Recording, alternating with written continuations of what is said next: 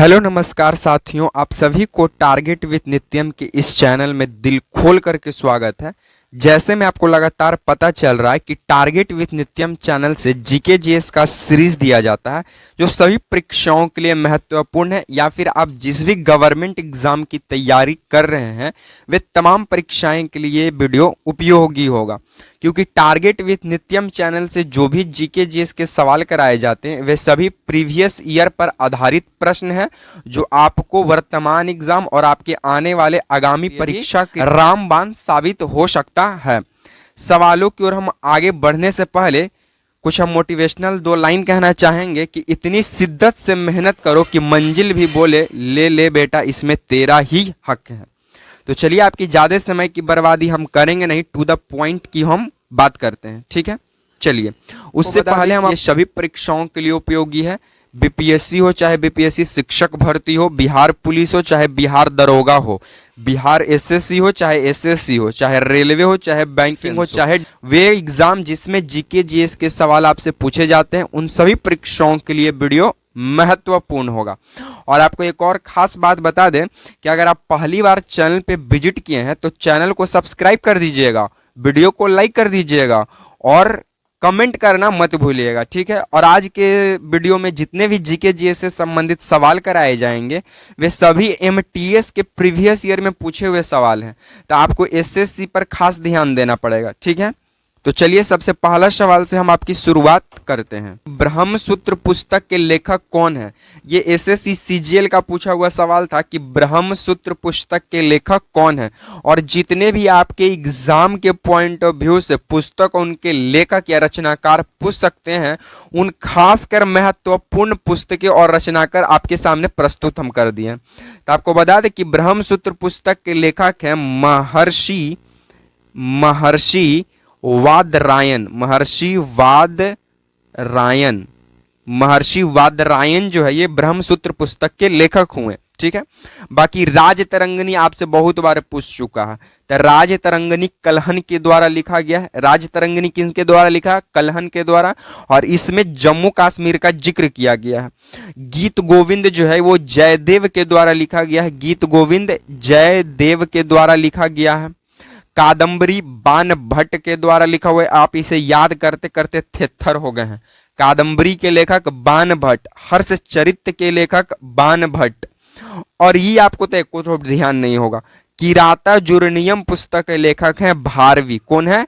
किरातार्जुनीयम पुस्तक के लेखक हैं भारवी। और मेघदूत के हैं कालिदास, जिन्हें शेक्सपियर भी कहा जाता है। ठीक है, बाकी सिद्धांत शिरोमणि पुस्तक के लेखक कौन हुए? भास्कराचार्य हुए सिद्धांत शिरोमणि पुस्तक के लेखक। ठीक है, तो ये तमाम जानकारी आपको पुस्तक और उनके रचनाकार को ध्यान में रखना पड़ेगा, यहां से एग्जामिनर सवाल को उठाता है।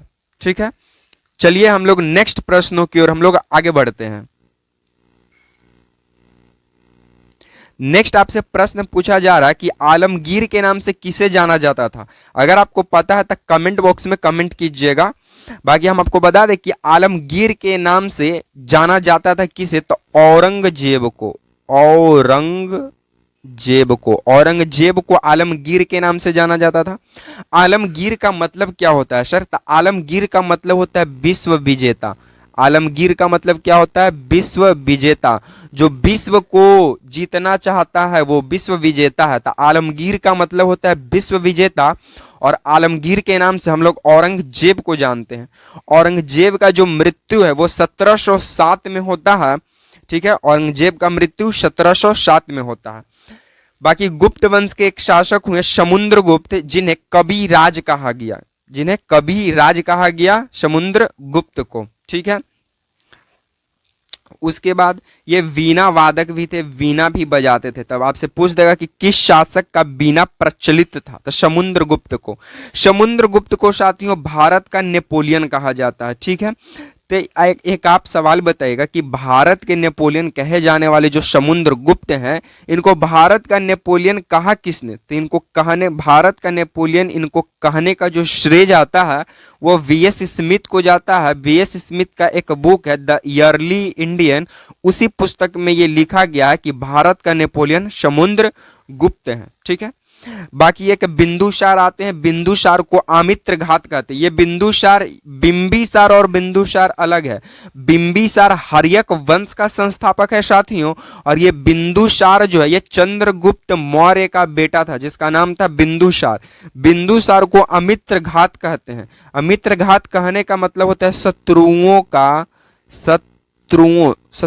का भक्षक करने वाला, शत्रुओं का भक्षक करने वाला, शत्रुओं को मारने वालों को अमित्र घात कहा गया। तो बिंदुसार को अमित्र घात कहा जाता है। बाकी एक हमारे हुए कुतुबुद्दीन ऐबक, गुलाम वंश के संस्थापक हुए। इन्हें लाख बख्श कहा जाता है, और लाख बख्श का मतलब होता है साथियों लाखों का दान देने वाला जो दानी व्यक्ति है। तो जो लाखों का दान देता है उसे लाख बख्श कहते हैं, और कुतुबुद्दीन ऐबक को लाख बख्श की उपाधि दिया गया था।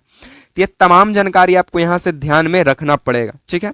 आई होप आपको वीडियो पसंद आ रहा होगा, अच्छा लग रहा होगा। तो वीडियो को लाइक कीजिएगा, शेयर कीजिएगा एंड चैनल को सब्सक्राइब कीजिएगा, ठीक है। बाकी एक आपसे अगला सवाल पूछा है कि आल्प्स पहाड़ी किस देश में स्थित है। तो आल्प्स की जो पहाड़ी है स्विट्जरलैंड में स्थित है। कहाँ स्थित है? स्विट्जरलैंड में स्थित है साथियों, ठीक है। बाकी ब्लैक पहाड़ी कहाँ, किस देश में स्थित है? तो ब्लैक पहाड़ी अमेरिका में है। ब्लैक पहाड़ी अमेरिका में है। ब्लू पहाड़ी अमेरिका में है। ग्रीन पहाड़ी अमेरिका में है। ये तीन पहाड़ी अमेरिका में स्थित है। ये तीनों पहाड़ी किस देश में स्थित है? अमेरिका में। ब्लैक पहाड़ी, ब्लैक हिल, ब्लू हिल, ग्रीन हिल, ये तीनों हिल जो है ये अमेरिका में है, कलर वाला, ठीक है। बाकी ब्लैक फॉरेस्ट जर्मनी देश में पड़ता है। ब्लैक फॉरेस्ट जर्मनी में पड़ता है। और एक ग्रेट डिवाइडिंग रेंज है जो ऑस्ट्रेलिया में पाया जाता है। ग्रेट डिवाइडिंग रेंज कहाँ पाया जाता है? तो ग्रेट डिवाइडिंग रेंज ऑस्ट्रेलिया में पाया जाता है। और आपको बता दें कि सबसे छोटा महाद्वीप भी ऑस्ट्रेलिया है, और ऑस्ट्रेलिया में एक भी ज्वालामुखी नहीं पाया जाता है साथियों। इस बात को भी आपको ध्यान में रखना पड़ेगा कि ऑस्ट्रेलिया में एक भी ज्वालामुखी नहीं पाया जाता है। बाकी ऑस्ट्रेलिया को कंगारुओं का देश भी कहते हैं, इस बात को भी आप ध्यान रखिएगा, ठीक है। चलिए, हमारा अगला सवाल आपसे पूछ रहा है कि मोजाम्बिक कैसा जलधारा था। तो आपको बता दें कि जो मोजाम्बिक है वो एक गर्म जलधारा है। कैसा जलधारा है? गर्म जलधारा है साथियों मोजाम्बिक, ठीक है। बाकी महत्वपूर्ण जलधाराओं की बात करें तो गर्म जलधारा और ठंडा जलधारा। तो गर्म जलधारा जो है आपको सामने निम्नलिखित है। पहला गल्फ स्ट्रीम, गर्म जलधारा है गल्फ स्ट्रीम। लैब्राडोर ये भी गर्म जलधारा है। क्यूरोसिवो ये भी एक गर्म जलधारा है। आगुलहास ये भी एक गर्म जलधारा है। और मोजाम्बिक आपसे पूछा था एमटीएस में, ये भी एक गर्म जलधारा है। तो यहाँ पे जितने भी ये सभी गर्म जलधारा हैं, ठीक है। बाकी ठंडा जलधारा की बात करें तो वेनेजुएला, कन्नारी, पाकलैंड और क्यूराइल, ये जो चार हैं ये ठंड जलधारा। और यहाँ देखिए और भी गर्म जलधारे और ठंड जलधारे। हम इन्हीं को क्यों लिए? क्योंकि ये लगातार प्रीवियस ईयर से पूछे जा रहे हैं, लगातार एग्जामिनर सवाल यही से पूछ रहा है, इसीलिए हम उन्हीं को लेकर आए हैं, ठीक है। तो ठंडा में वेनेजुएला, कन्नारी, पाकलैंड, क्यूराइल, और गर्म में गल्फ स्ट्रीम, लैब्राडोर, क्यूरोसिवो, आगुलहोसा और मोजाम्बिक है, ठीक है। बाकी कुछ महत्वपूर्ण आपसे हवा भी पूछ सकता है, ठीक है। जैसे मैं आपसे स्पेन का हवा पूछ देगा कि स्पेन का स्थानीय पवन बताइए, तो सिराको है। क्या है? सिराको है। न्यूजीलैंड का स्थानीय पवन बताइए, तो नार्वेस्टर है। न्यूजीलैंड का नार्वेस्टर है।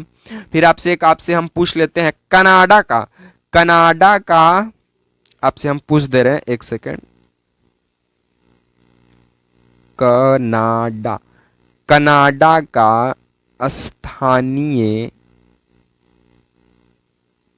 का स्थानीय पवन कौन सा है? इसका उत्तर आप लोग कमेंट बॉक्स में कमेंट कर दीजिएगा साथियों, ठीक है। बाकी साथियों आज को हम वीडियो को यहीं पे समाप्त करेंगे। बाकी आपको ये वीडियो कैसा लगा कमेंट में जरूर बताइएगा। इसी तरह के सीरीज के साथ, एक सेकंड, आप लोग कमेंट में जरूर बताइएगा। इसी तरह के सीरीज के साथ आपसे मिलेंगे नेक्स्ट वीडियो में। तब तक के लिए आप तमाम साथियों को जुड़ने के लिए जय हिंद, वंदे मातरम साथियों।